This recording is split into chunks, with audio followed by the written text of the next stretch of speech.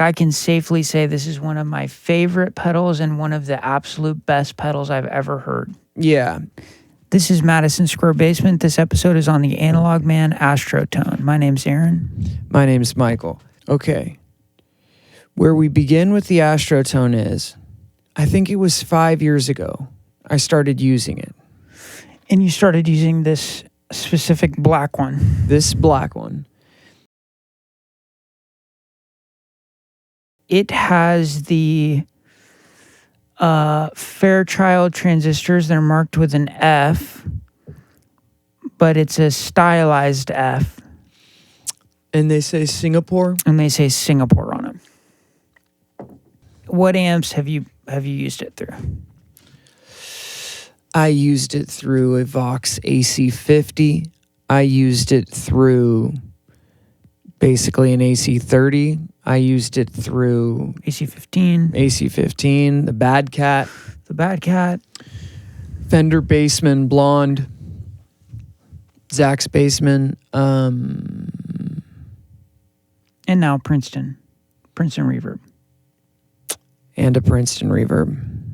I mean, I first got into the Astrotone because it's a fuzz. It operates like a fuzz, but it seemed to be the only fuzz pedal that you can still sound like your guitar in your sound still.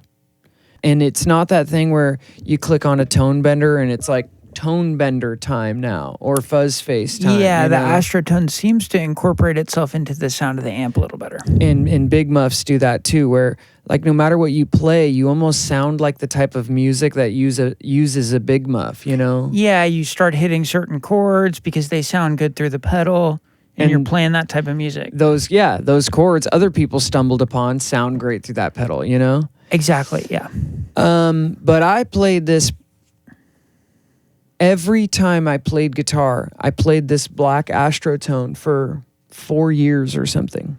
It didn't make you sound like you were trying to be aggressive. It just changed the sound. So when you played certain parts, it like fit better. Like more of like it just kind of shifts the EQ, especially when you run the fuzz lower, which we'll talk about. Yeah, it kind of shifts the EQ and then it changes the response of the amp without completely changing the character of the amp. Yeah, and it has this ability to make the amp more distorted but not sound aggressive. Yeah, maybe like a slight softening of the amp. Mm-hmm. And kind of amp-like. So I had read basically that he stopped using the Fairchild transistors in 2023.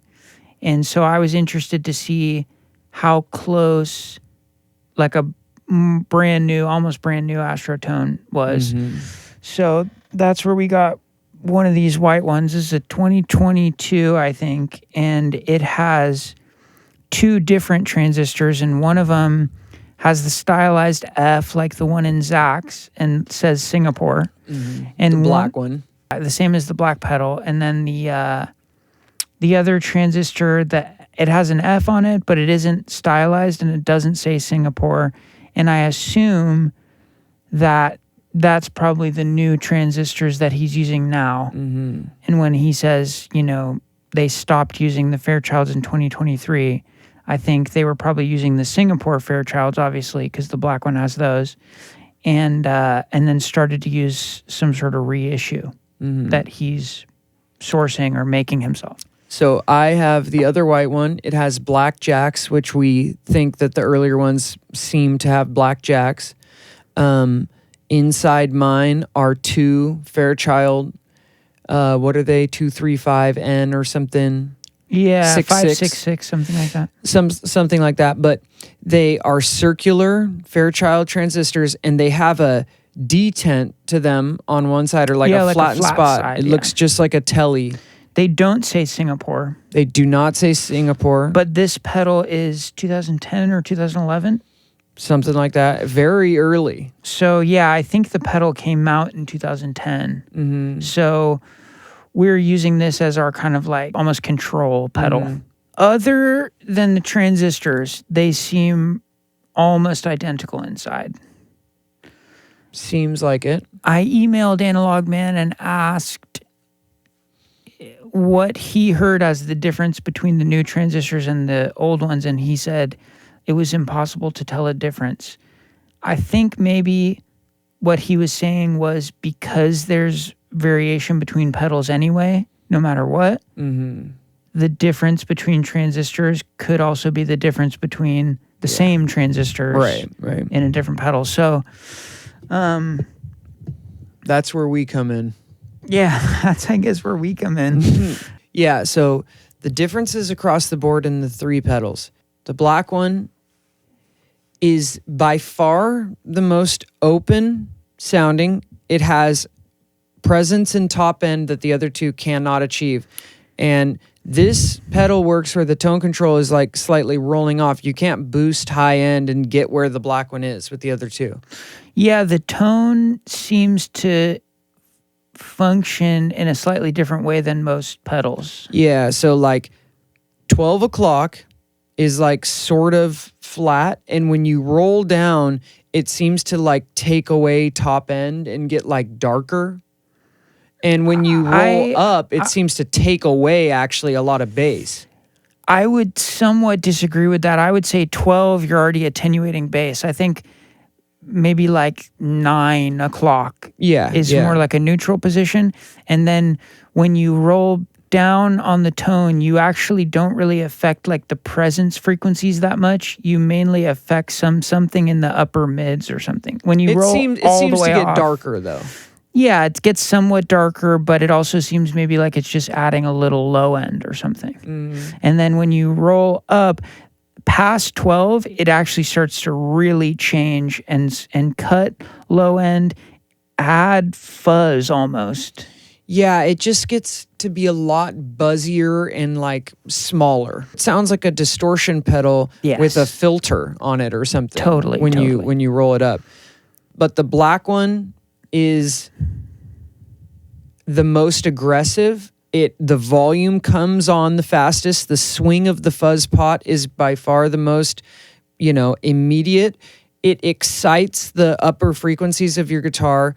It changes the feel of your guitar in a very non-fuzz pedal way. Right. Like a boost. It has the most gain, but it is the least fuzzy. And the least compressed out of all of them. It has the least fuzz pedal-like response. Yeah, and it's the furthest away from a fuzz face. Yeah. Of the 3. Then my pedal that I just got, the early one with the black jacks, that is somewhere between the other 2, somewhere between the black and the newest one. Still has a good amount of presence on top. Still has presence. When you roll down, it has a lot of chime and chirpy, clear frequency to it. A really still open response, but a little bit more of a fuzz pedal type reaction in the gain. A little bit more, and a little squishier. Something in the lower mid-range, like in the lower end of the pedal, is a little bigger, I would say of the 3, it potentially has the most actual low end. It seems like something like that is going on for sure.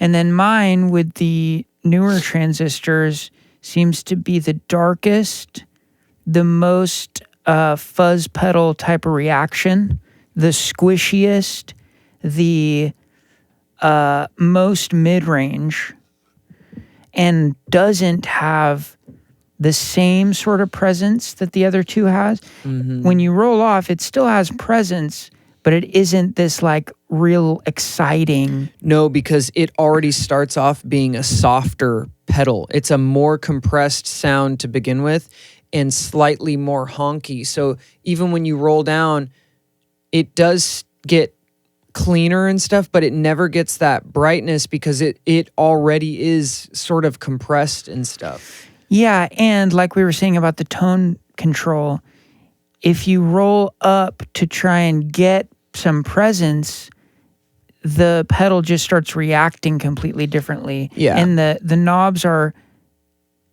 extremely interactive with each other. The volume effects, the sound of the fuzz, the sound of the high end is affected by where the fuzz pot is located. Like, they're very interactive, but that presence is just absent from that pedal.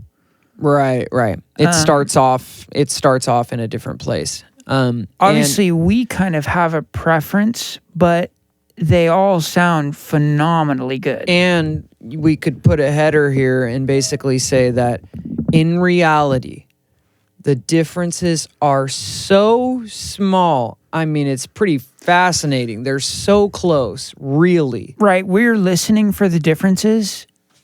But if you just bought an Astrotone, I think you could rest assured, like, that is the sound that the pedal is supposed to be making. You don't, even if you bought a brand new one today, it's not like it would be a worse pedal. No, it's just a slightly different thing. It's a little bit more mid-rangey. It seems a little bit more compressed and fuzz pedal-ish. Which could even be your preference. Right. If you like fuzzes, you probably would like that.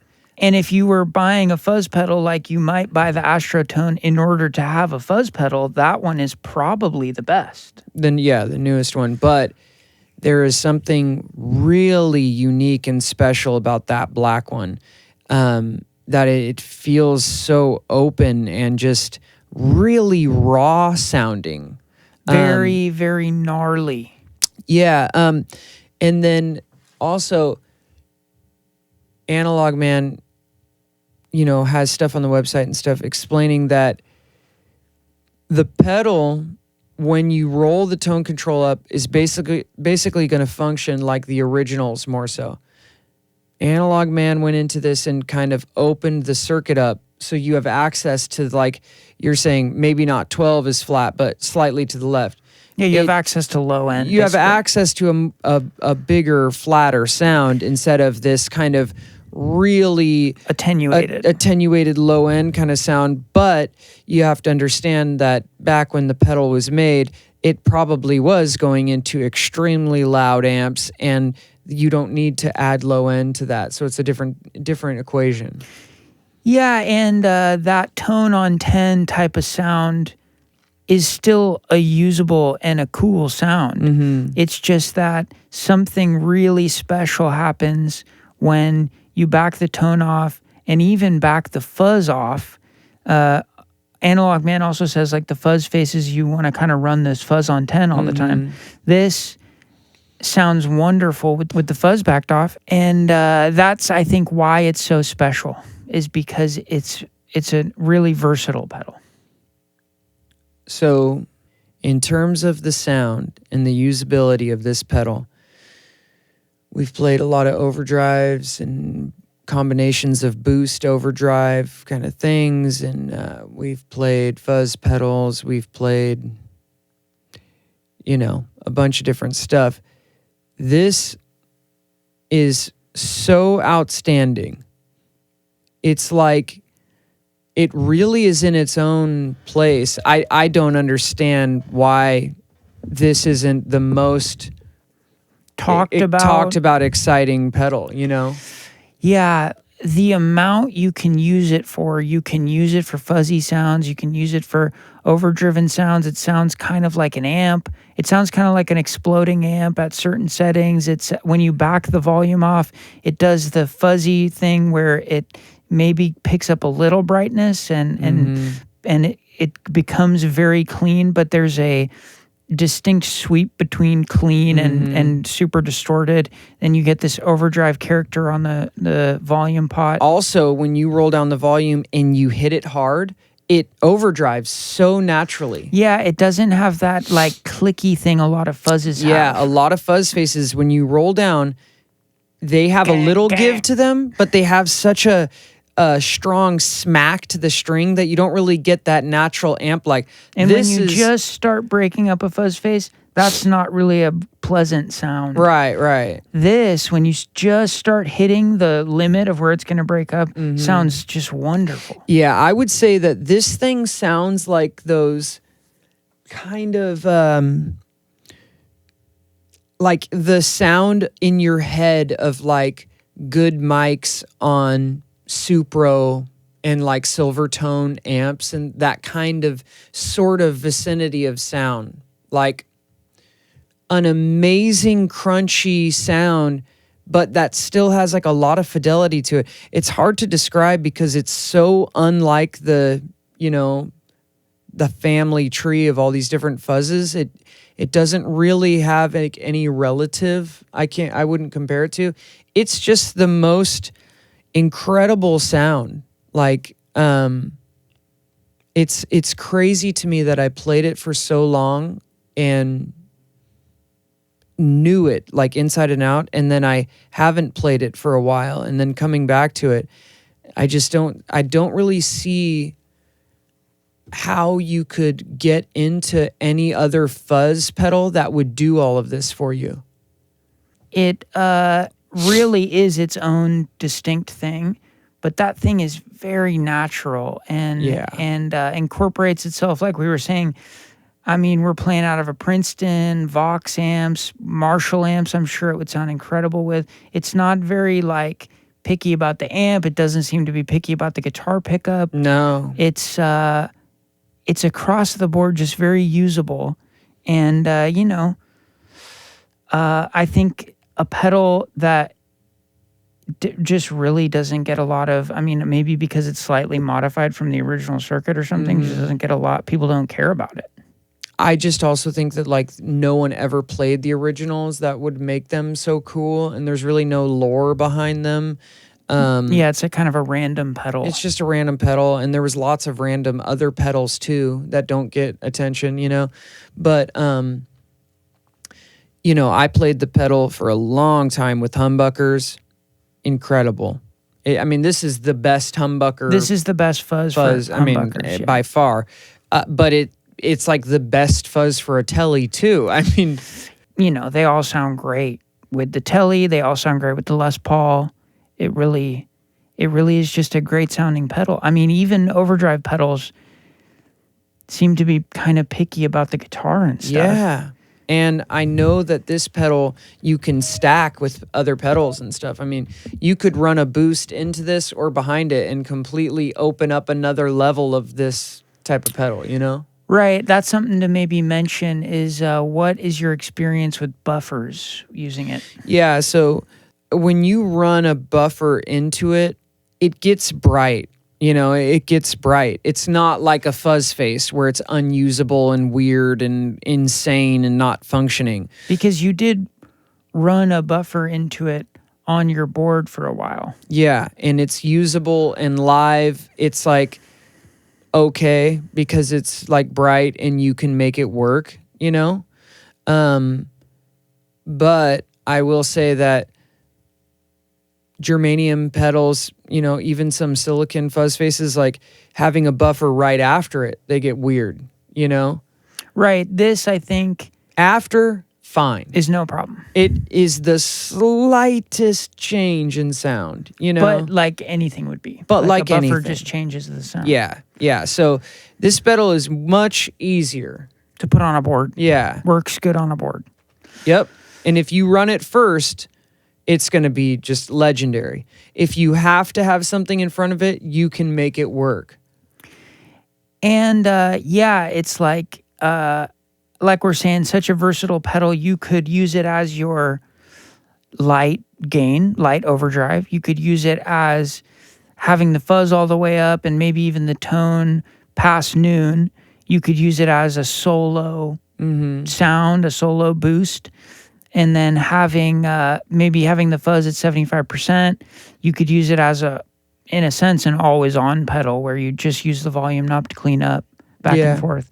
So it also just like wears many hats, you know? Yeah.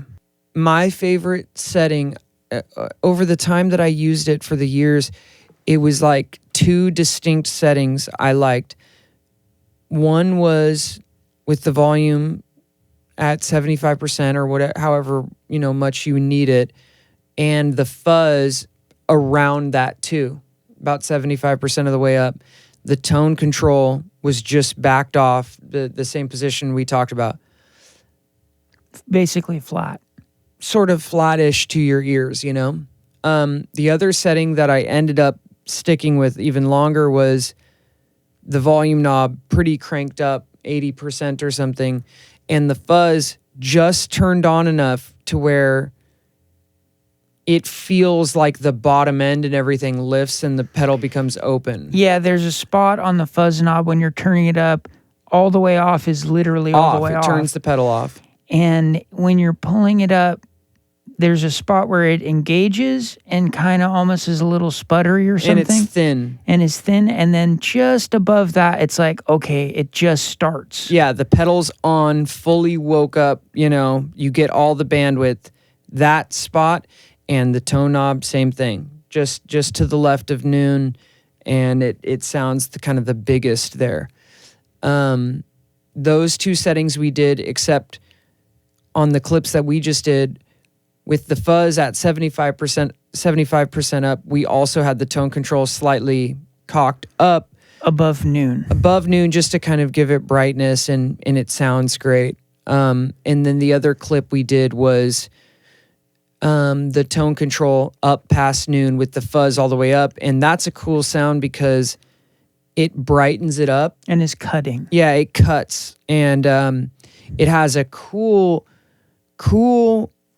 vibe. Like it's a fuzz pedal for sure when the fuzz is rolled up, but it's still not as squishy, still not as exploding. Yeah, more like this kind of insane crunchy amp sound, you know? Yeah, I think like people don't really run their amps on 10 that much, but when an amp is on 10, it kind of starts to sound like a fuzz pedal, and that's right where this pedal almost like starts. Yeah, definitely. But the thing I hate about a lot of pedals, you know, that add lots of gain is that depending on their frequency response, they just start sounding like JCM 800s and like just weirdo stuff. Yeah, this does not. This doesn't. And that's why I bring up like the Silvertone Supro-y thing, because I would put it somewhere in that family. It does not sound British whatsoever. It sounds like an American sound, you know? Right. And that distinction is like, I would definitely make clear. The Astrotone's thickness in the gain is very like meaty or something. Yeah. And it's not as fine and fast as it's Marshall not type. fast. Yeah. That's for sure. And it doesn't have that kind of high-end clangy sound. It's it's just got this very like American cool. I mean, it's not like a Fender. I could only say it's more like Valco-ish sounding stuff, sort of, you know, but not necessarily. I mean,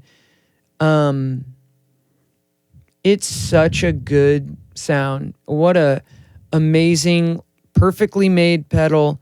Every function on it, like you're saying, is interactive. There's so many sounds in it, and some pedals, even like 3-knob, 2-knob pedals that have a lot of sounds in them, are almost frustrating because of that, like a chorus, because it sounds great with the rate turned up, but it also sounds great, you know, and you're like, well, live, now I got to pick one, and it almost sucks. This doesn't feel like that. Like, yeah, like no setting feels like a compromise to some other setting. But also like a lot of 3-knob, 4-knob pedals, you just have to sweep through the pot until you find like that one spot where, okay, everything's lined up. And then if it's a hair off when you get to the gig, you're like, oh, what happened to the high end or something? This is like, yeah, you could set it where you like it, but if it moved a little, it would sound great. You would never even know. That's a great point. Like, so many gain or fuzz or distortion overdrive pedals, they have a lot of variance and like parts of the bandwidth or frequency that aren't good. But even like the Pettyjohn pedals and stuff, great overdrive pedals, there's just a sweet spot on them. The Astrotone, the entire range of the fuzz knob is pretty much a sweet spot. The same thing with the tone, the same, you know, with the volume. The thought went into it beforehand to just make, you don't need every option in the world. You need this sweep where everything you do with it sounds amazing. The clips, we used Michael's 1957 Les Paul Special. They're guitar on 10 and then guitar rolled off to 5. On each setting. We used my Headstrong Princeton for the amp. On the clips, we're on 10 on the bridge pickup. And when we go to the roll down, you would go to the neck pickup around 5, or 6 on the volume. And I would go to the middle position. And so, the rolled off clips are either neck pickup or middle position. And then the on 10s are bridge pickup. It's just fantastic sounding. Yeah, and the Les Paul is a kind of a difficult guitar for amps and pedals because the roll off is really distinctive and kind of drastic. Yeah, and it gets extremely bright. Whereas the on 10 sound is pretty woolly like P90s tend to be, but the Astrotone handles it like amazing. Oh man, better than anything. I mean, yeah. So like Michael said, we played a lot of stuff, but we also like a lot of stuff. I like tone benders. I like fuzz faces. Yeah. This is not that at all. This is not like maybe wouldn't even replace your fuzz pedal. This might replace like your overdrive pedal. Yeah, this is in a league of its own, and it's such a classy thing. Like the ability to play on 10 and roll down with this thing is just completely in a whole different discussion than a lot of other pedals. I don't really see much that could really keep up with this. There's tone benders, there's cool zonk sounds and stuff, and they are so particular. They do that thing, and Octafuzz, obviously, there's things that do such a specific role. This, though, isn't like that. It's just an open-ended thing that you can kind of do anything with. And is more so a core sound. Than a novelty specialty thing. So, I mean, if you listen to these clips and you're not thinking to yourself, like, this is one of the best guitar tones I've ever heard, then, you're a clown. I don't even know. Something's off with you. Or something's off in your chain. Yeah, like, you should look at your rig. Maybe follow your chain. Yeah. Wow, what a good sound. Yeah. Not many times I'm that kind of enlightened by a sound of a pedal that makes your guitar sound distorted. But it's a lot of fun on this one.